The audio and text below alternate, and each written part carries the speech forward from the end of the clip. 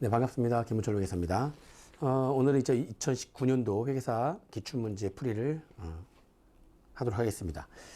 일단 저번 시간과 마찬가지로 전체 문제를 다 풀어보진 않고요.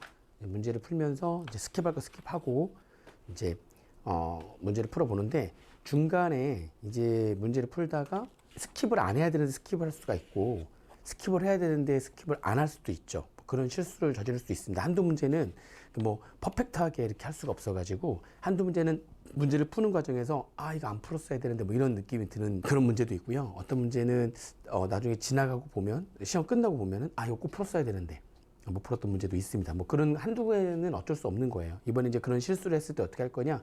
그러면은 어떻게든 간에 결론은 내셔야 돼요. 그러니까는 문제를 풀다가 좀 이상한데 그래도 잽싸게 대충 근처 숫자라도 끝까지 결론을 못 내겠다면 어느 정도라도 이 숫자는 요거에 가깝겠다. 그러면 그거 딱 찍고서 그리고 가셔야 됩니다. 어떻게든 간에 그렇게 찍고라도 가셔야 된다는 거. 자, 문제를 풀어보겠습니다. 2019년도 회계사 기출문제 1번 문제. 자, 국세기본법상 국세 부과 및 세법 적용의 원칙에 관한 설명이다. 옳지 않은 것은 국세 부과의 원칙, 실신근조 가지고 실질과세 원칙, 신의성실 원칙, 근거과세 원칙, 그다음에 조세감면 사후관리, 그렇죠? 그다음에 세법 적용의 원칙 해가지고 세소세기 이렇게 그런 앞자 따가지고 이렇게 외웠잖아요. 그게 원칙하는 설명이다. 옳지 않은 거예요. 1번 둘 이상의 행위 또는 거래를 거치는 방법으로 둘 이상의 행위나 거래를 거치는 방법이 우회 거래를 한 거죠. 거치는 방법으로 세법의 혜택을 부당하게 받기 위한 것으로 인정되는 경우에는 각각의 행위 또는 거래를 기준으로 세법을 적용하여 과세한다. 지금 이거 우회 거래에 따른 실질과세 원칙에 대한 얘기거든요. 실질과세 원칙.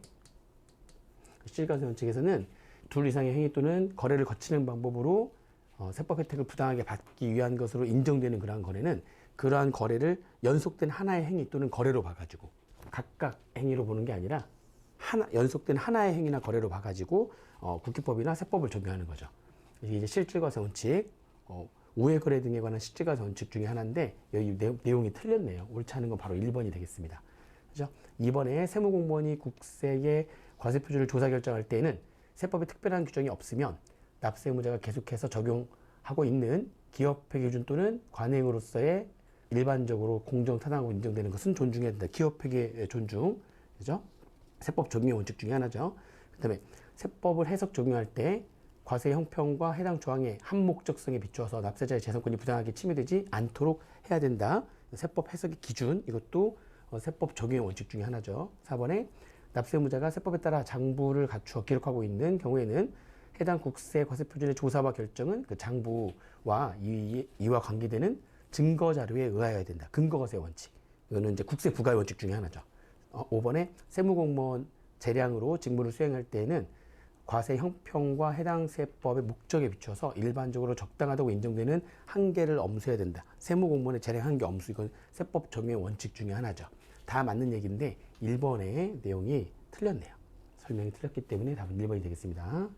2번. 자, 국세기본법상 납세 의무의 성립, 확정 및 소멸에 관한 설명이다. 옳지 않은 것은 1번 원천 징수하는 소득세 또는 법인세는 소득금액 또는 수익금액을 지급하는 때에 납세 의무가 성립하며 동시에 특별한 절차 없이 납세 의무가 확정된다. 그렇죠? 원천 징수하는 소득세하고 법인세는 지급할 때 납세 의무가 성립되고 자동 확정되죠. 그렇죠? 맞는 얘기가 되겠습니다. 2번에 세법에 따라 확정된 세액을 증가시키는 경정은 당초 확정된 세액에 관한 국기법 또는 세법에서 규정하는 권리 의무 관계에 영향을 미치지 않는다. 맞는 얘기죠. 세법에 따라서 확정된 세액을 증가시키는 경정을 하게 되면 당초 확정된 세액에 관한 국기법이나 세법에서 규정하는 권리 의무와 관계에 영향을 미치지 않습니다. 그죠?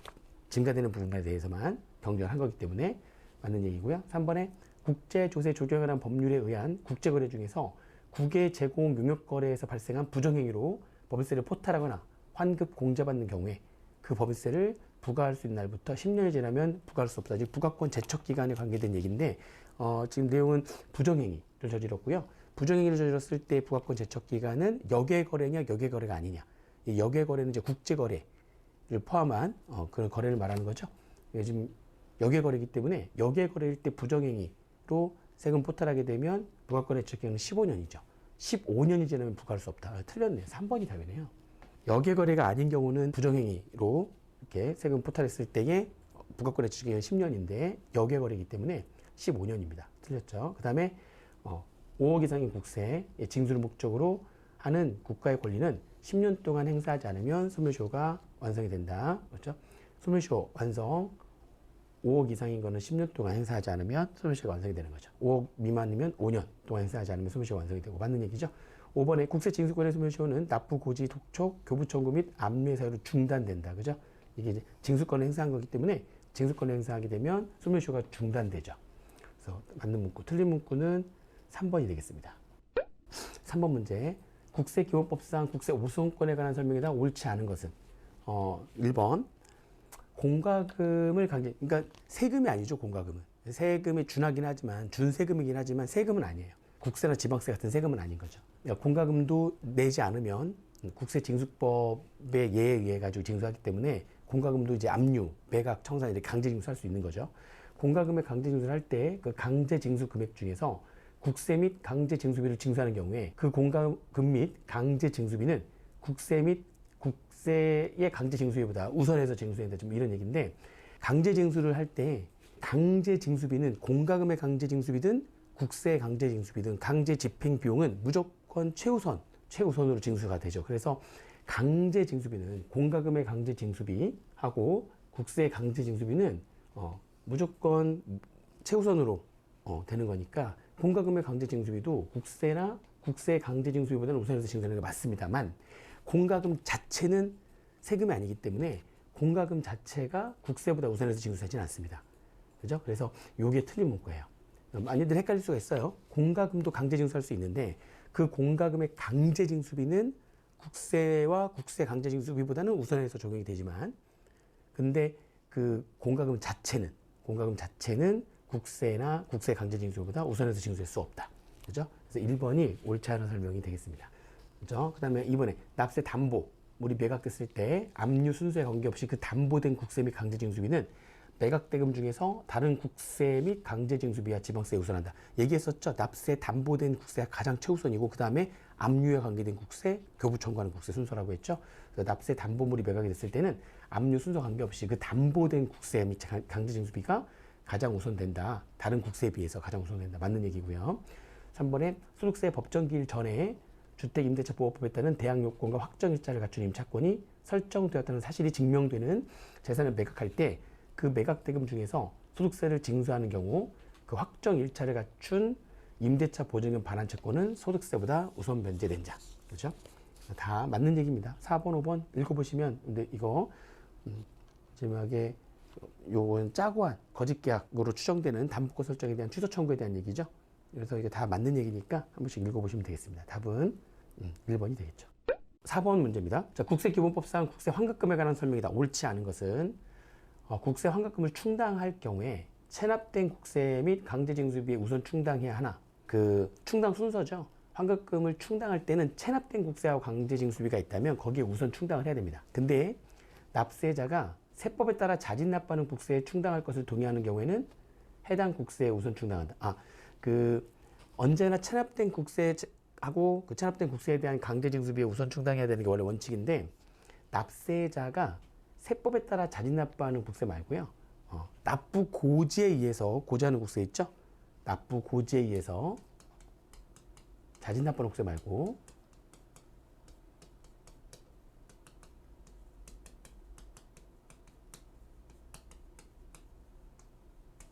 납부 고지에 의해서 납부하는 국세에 먼저 충당하자라고 납세자가 동의를 하면 여기에 먼저 충당할 수 있습니다.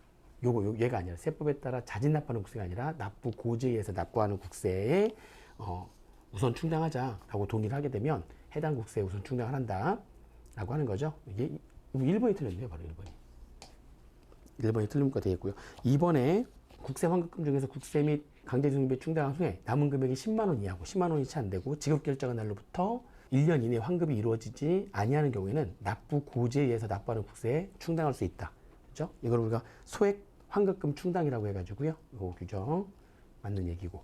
3번도 체납된 국세 및 강제징수비에 국세 환급금의 충당이 있는 경우에 체납된 국세 및 강제징수비와 국세 환급금은 체납된 국세의 법정 납부기한과 국세 환급금 발생일 중 늦은 때로 소급해서 대등에게 관해서 소멸한 것으로 본다. 이거 맞는 얘기죠.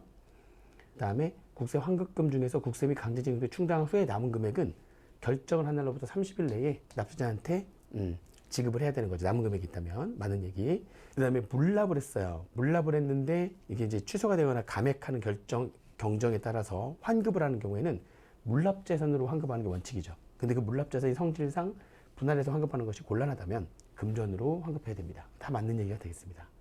그죠? 자, 5번 문제.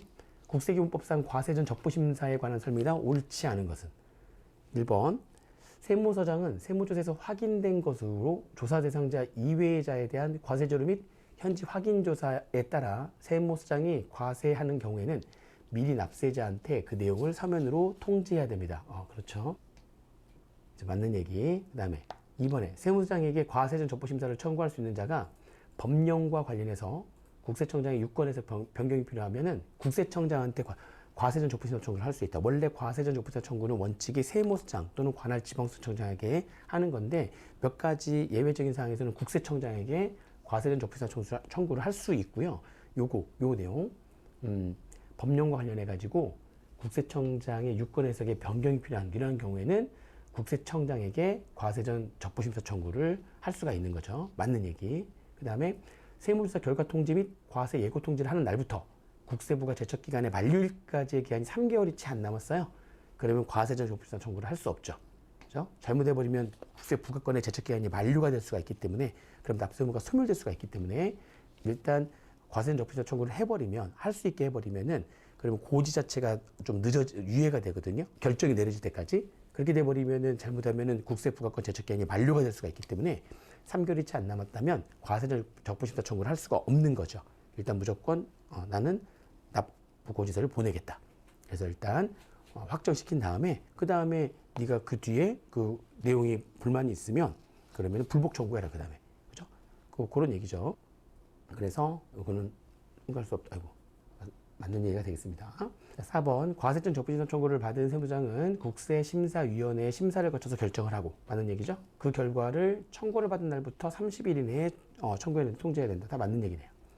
5번 과세 예고 통지를 받은 자가 과세전 적부심사 청구를 하지 아니하고 통지를 한 세무서장에게 통지를 받은 내용에 대해서 과세표준 및 세액을 조기에 결정해 줄 것을 신청하는 경우에 조기 결정 신청할 수 있죠. 해당 세무장은 신청을 받은 내용을 검토해서 2개월 아니죠.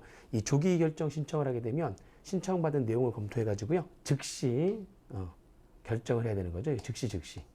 즉시 결정해야 된다라고 하는 겁니다. 요 내용도 나올 수 있는 문구들이었죠. 보시면 5번이 틀렸네요. 즉시 결정 경정을 해야 되는 거기 때문에 5번이 틀린 문구가 되겠습니다. 국기법은 몇 번 보셔야 돼요. 정리를 좀 하시고 암기할 부분들 암기하시고 그렇게 하셔야 됩니다.